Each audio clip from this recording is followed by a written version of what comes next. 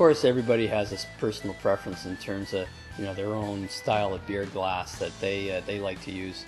For Alexander Keith's, really how we see the beverage best displayed and tasted is in a taller style glass, slightly wide mouthed at the top.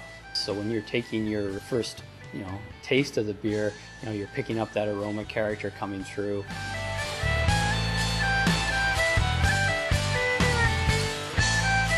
And you'll notice the way an experienced bartender actually draws draft for you.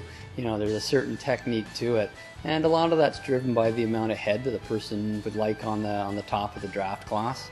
So typically what you'd see is when the glass is finished being poured, there's going to be probably 1/4 of an inch to 1/2 inch of beer head on the top of the glass. The important thing is that it's presented in a manner that you're proud to serve it in.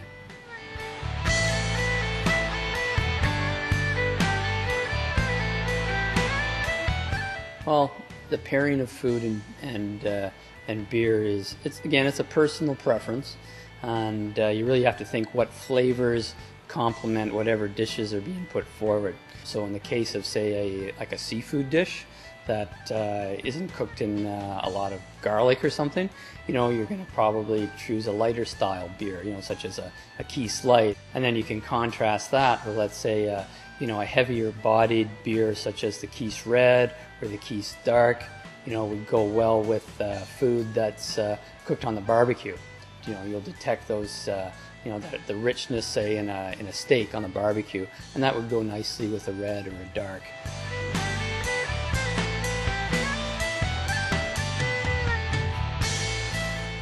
I love Alexander Keith's White. It's a great beer from being something different, in terms of the way it stands out on its own. We intentionally leave the yeast in solution, so when you're actually drinking Alexander Keith's White and you're looking at it and you say, oh, it looks slightly hazy, that's really an effect of the yeast that's left behind at the end of the fermentation.